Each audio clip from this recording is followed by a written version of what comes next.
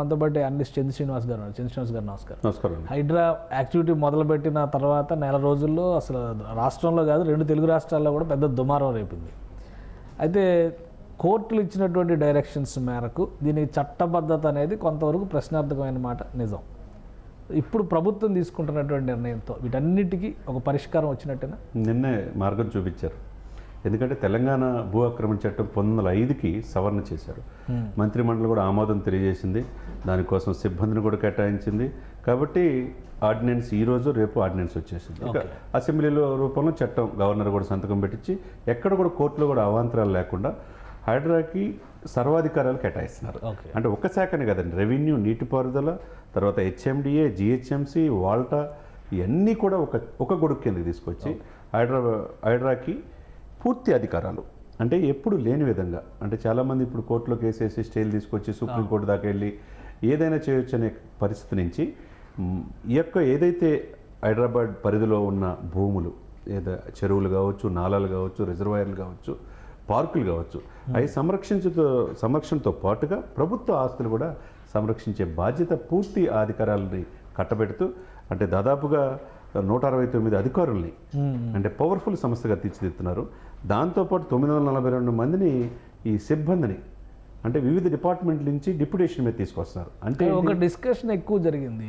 GHMC చట్టం ఉండగా, GHMC వ్యవస్థ ఉండగా హైడ్రాకి ఎలా అధికారాలను కట్టబెడతారు, దీనిపైన కోర్టులో కేసులు వేసినటువంటి పరిస్థితి. అలానే జిహెచ్ఎంసీ కమిషనర్ వర్సెస్ హైడ్రా యంత్రాంగం అనేటువంటి చర్చ కూడా జరిగింది. జిహెచ్ఎంసీలో ఎన్రోల్ అయినటువంటి అధికారులు హైడ్రాకి కనుక పనులు చేస్తే జీతాలు ఇవ్వద్దని ఆపేసేటువంటి కఠిన నిర్ణయాలు తీసుకున్నారని కూడా ప్రచారం జరిగింది. సో వీటన్నిటికీ ఫుల్ స్టాప్ పడేటువంటి అవకాశం ఉందా ఈ నిర్ణయంతో? డెఫినెట్గా జిహెచ్ఎంసీ యాక్ట్ 1955 ఉంది. కొద్దిగా మాడిఫికేషన్ చేసి 2019 కూడా తీసుకొచ్చారు. ఈ యాక్ట్కి అధికారాల మాట దేని దానికి వింక్ ఉన్నమాట వాస్తవే. కానీ ఏంటంటే ఇది ఆసరాగా తీసుకొని హైడ్రాకి కనుక పూర్తి అధికారాలు కట్టబెట్టబోతే ఈ కూల్చివేతలకి అథెంటికేషన్ ఉండదు. కోర్టులో ప్రతి ఒక్కరు కోర్టు కేసు వేసే అవకాశం ఉంది. కాబట్టి నేను ఇందాక చెప్పినట్టు జిహెచ్ఎంసీ యాక్ట్ కావచ్చు, వాల్టా కావచ్చు, లేకపోతే రెవెన్యూ కావచ్చు, ఇరిగేషన్ కావచ్చు, ఏదైతే ఉందో 1905 నాటి చట్టాన్ని కూడా పూర్తిగా సవరిస్తున్నారంటే 100 ఇయర్స్లో లేని దాన్ని రేవంత్ రెడ్డి గారిని ఒక మార్క్ చూపిస్తున్నారని మనం అనుకోవాలి. కాబట్టి ఈ యాక్ట్ తీసుకురావడం వల్ల ఈ సర్వాధికారులు ఎవరికి ఉంటాయి? ఇప్పుడు భూములకు సంబంధించిన అన్యాక్రాంతం ఆక్రమించుకున్న తర్వాత చేసినా surrounding Hyderabad surrounding inner ring రోడ్తో పాటు మిగతా గ్రామాల్లో కూడా మున్సిపాలిటీలు, కార్పొరేషన్లు మొత్తం ఒక ప్లాట్ఫామ్ తీసుకొచ్చారు. అంటే ఈ యొక్క చెరువులను కాపాడుకునే బాధ్యత, ప్రభుత్వ ఆస్తులను కాపాడుకునే బాధ్యత అన్నీ ఒక ప్లాట్ఫామ్ తీసుకొస్తే ఒక అథెంటికేషన్ ఉంటుంది. దీనికి చైర్మన్గా ఆయన సీఎం గారు ఉన్న, దీనికి కమిషనర్గా రంగనాథ్ గారు ఉండి ఇప్పుడు ఏంది ప్రభుత్వ ఆస్తులు 1200 కోట్లు విలువ చేసే ఆస్తుల్ని దాదాపుగా 111 ఎకరాలని స్వాధీనం చేసుకున్నారు, రికవర్ చేశారు. ఇప్పుడు తెలంగాణ గవర్నమెంట్కి సంబంధించిన 28,000 ఎకరాలు అన్యాక్రాంతమైంది అనేది ఒక రిపోర్ట్ ఉంది. దాంట్లో 28,000 ఎకరాలు ప్రభుత్వ ఆస్తులు. ఆ ప్రభుత్వ ఆస్తులు 6,000 ఎకరాల పైనే అన్యాక్రాంతమైంది. ఇప్పుడు 6,000 ఎకరాలు అన్యాక్రాంతం, దాంట్లో ఇప్పుడు తీసుకుంది 111 ఎకరాలే. ఈ 111 ఎకరాలు కూడా విలువ 1,200 కోట్లు. అంటే ఇంకా ఎంత కబ్జాదారుల కోరలో ఉంది. ఇది భూముల్ని, చెరువుల్ని, పార్కుల్ని అన్నీ కూడా స్వాధీనం చేసుకోవాల్సిన అవసరం ఉంది కదా.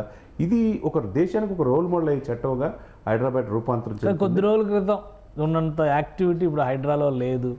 కూల్చివేతలు అన్నీ ఆగిపోయినాయి.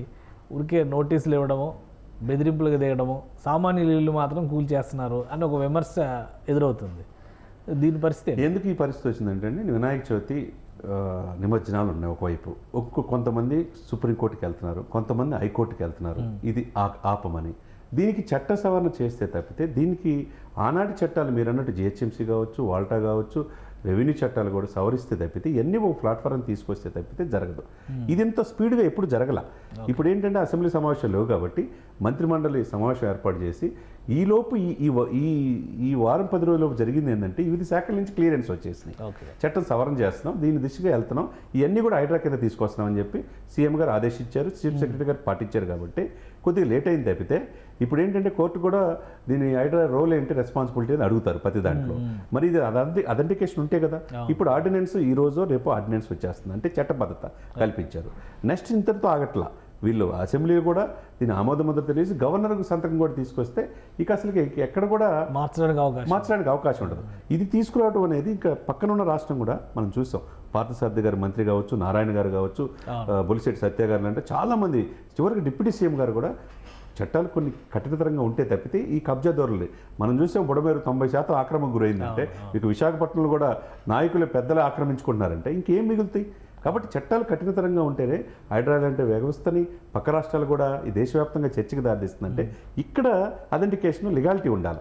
కాబట్టి చట్టబద్ధత దిశగా నిన్న ఏదైతే ఈ స్టెప్ తీసుకున్నారు తెలంగాణ ప్రభుత్వం, ఒక మంచి స్టెప్గా మనం భావించవచ్చు. రైట్. అంటే ఇది అమలు అయ్యే వరకు కూల్చివేతలు ఉండకపోవచ్చా, అంటే ఆర్డినెన్స్ వచ్చే వరకు కూల్చివేతలు ఉండకపోవచ్చా, లేదా ఆ ప్రక్రియ నోటీస్ ఈరోజు శనివారం సార్, శనివారం ఆదివారం అయితే ఈ ఎక్కడో తట ఉంటుంది అనేది ఒక అథెంటికేషన్ ఉండదు. ఇది నాట్ ఓన్లీ ఇక్కడే కాకుండా సార్ ప్రతి జిల్లాకు కూడా హైడ్రా లాంటి వ్యవస్థ ఉండాలి అనేది కలెక్టర్ కూడా ఇన్స్ట్రక్షన్స్ వెళ్ళినాయి. కాబట్టి ఇది తెలంగాణ రాష్ట్రానికి ఒక రోల్ మోడల్గా హైడ్రా లాంటి వ్యవస్థ ప్రభుత్వ ఆస్తుల్ని, ప్రభుత్వ చెరువుల్ని, ప్రభుత్వ నాళాలని, ప్రభుత్వ రిజర్వాయర్లని, దీంతో పాటు చారిత్రాత్మక సంపద హెరిటేజ్ ఉంది మనకి. ఆ హెరిటేజ్ ఇది ఎప్పటి నుంచి వస్తుంది, తరతరాల నుంచి వచ్చే వాటిని కూడా ఎక్కడికక్కడ ఇచ్చేసుకున్నారు. దాన్ని కూడా కాపాడాల్సిన బాధ్యత కూడా ఈ హైడ్రాకే